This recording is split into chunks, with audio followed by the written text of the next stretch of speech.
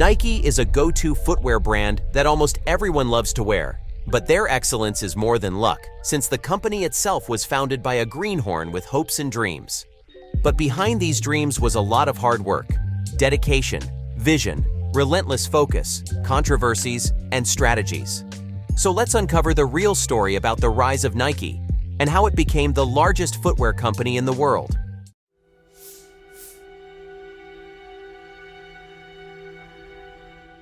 While Phil Knight is known as one of the biggest American business magnates in history, his beginnings were much more humbling.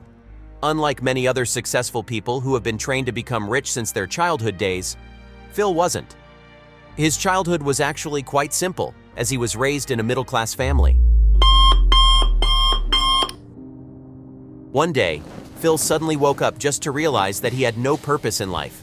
Before hopping in the University of Oregon to study journalism, Phil thought he was nothing more than a failure. He had no dreams or inspirations, and the future seemed like a nightmare to him.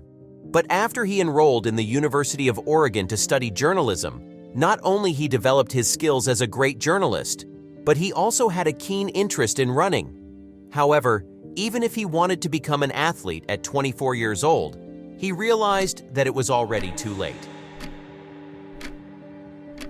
Once again, he fell into depression. After a series of disappointments, he joined the Graduate School of Business at Stanford University, and this is where Phil's life changed. You see, back in the day, Germany was a country known for its high-quality productions. Whether it was running shoes or a camera, they seemed to know it all. So Phil came to the conclusion while doing his assignment for the business class that if they could somehow import and produce shoes from Japan and bring them to the United States, it would break the whole world. But reality struck hard, as he didn't know any person who he could reach out to in Japan, let alone even initiate his idea. So, did he pull it off?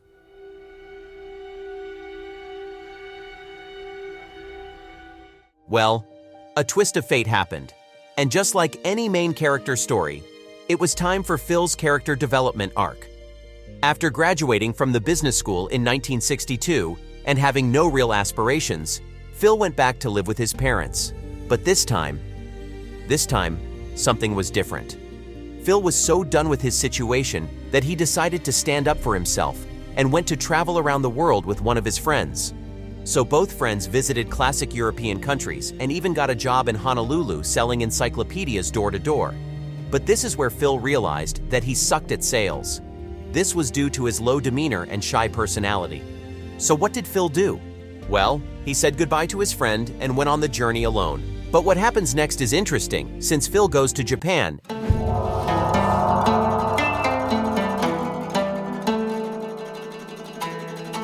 and is impressed by a shoe called Tiger, which is still quite popular in the US.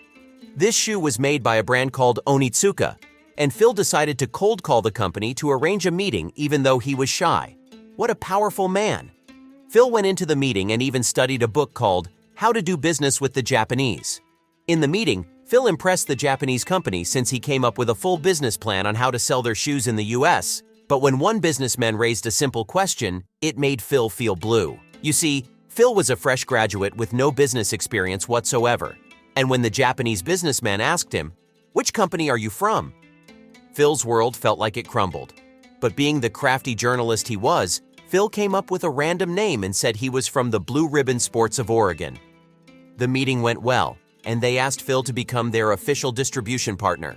Here, Phil paid $50 for some samples, and that marked the epic start of his dream.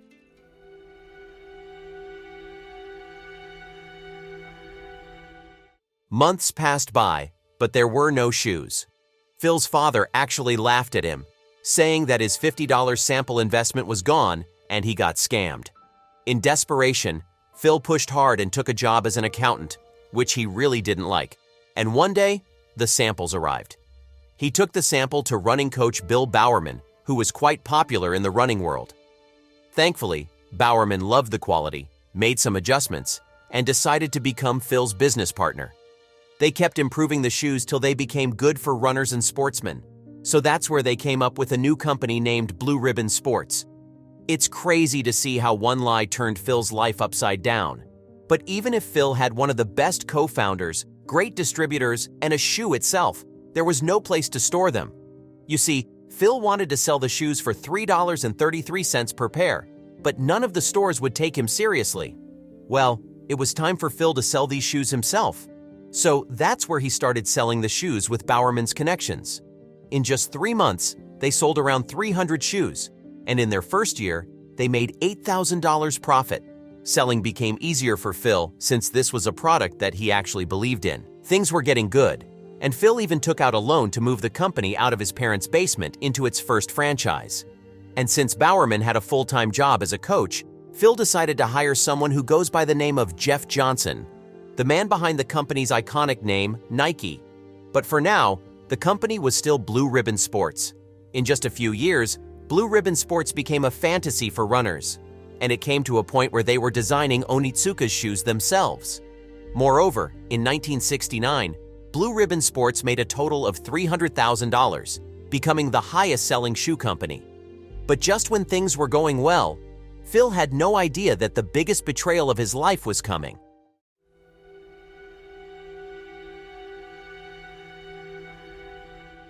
With great success comes a lot of hardships, and that's exactly what happened to Blue Ribbon. The distribution company was selling these shoes faster, but Phil had to keep up with the increasing demand of employees and staff, buildings, warehouses, and the shoes themselves. So he asked Onitsuka to send more pairs of the Tiger shoes, which they strangely didn't. They were actually sending the shoes at a slower pace, which Phil got suspicious of. And in one of the meetings, Phil actually found out that Onitsuka decided to stab them in the back and move to other experienced distributors. Onitsuka was putting the Japanese as their first priority, and whatever was left, they would send to America. Seeing the list of 17 different distributors on the Japanese guy's desk, Phil instantly found out their plot. This is where the Japanese company said that they would either buy 51% of the Blue Ribbon Sports or they'll move on with other distribution partners. At this point, Phil had to make a hard decision, even if the contract was in place for another year.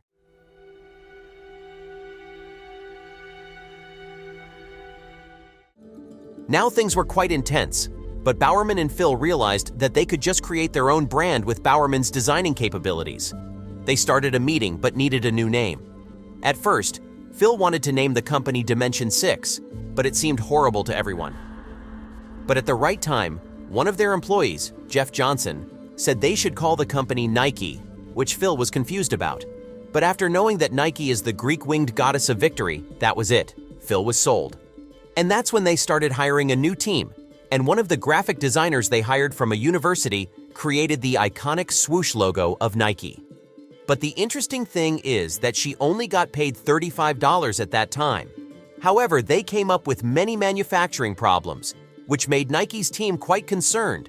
However, Phil's speech changed their lives as he said, "Well, no more selling someone else's brand.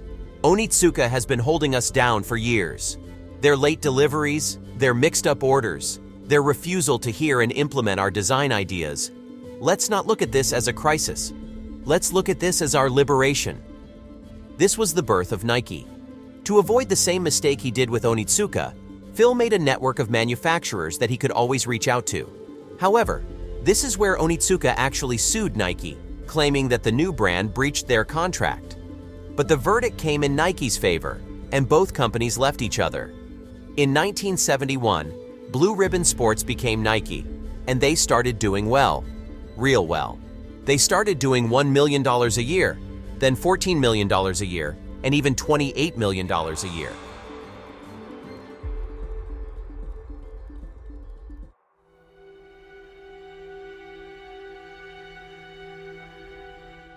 However, with all this success, some companies weren't particularly happy with where Nike was going. One day, a bill from the U.S. Customs Service came which said that Nike owed them $25 million. It was all the plot of other American shoe brands that went to the customs office and enforced a rule called ASP, or American Selling Price. It was basically a 20% import duty of the competitor's selling price that Nike had to pay. This meant that Nike would need to pay $6 for every pair of shoes that they imported. Pretty wild, right? But instead of giving up, Phil hired some of the best lawyers in the country. And after 3 brutal years of promoting his story to the world and fighting with the customs, he finally got on the good side of the customers. And at that point, the customs decided to settle for $9 million, which seemed payable by Phil. It was a pretty near miss for Nike, but the company was stronger than ever and even went public in 1980, which completely cured their cash flow problems. And at this point, Phil had a massive 46% share in the company, which made him very wealthy. But remember how one of the employees' parents gave Phil $8,000 to keep the previous company alive? Well, it turned out that their $8,000 became $1.6 million, which became the happiest moments of their lives. At this point, Nike became the biggest shoe brand in the history of the US, which kept growing. But that wasn't the only challenge that Nike went through. They kept getting reports published everywhere about Nike using child labor and cheap labor in economically weaker countries to build their brand. It was a different challenge for Phil, since Nike was based on the concept of finding cheap labor to build high-quality shoes. However, amidst all this controversy, Phil actually kept improving the factory conditions overseas, and a lot of reports actually acknowledged his efforts.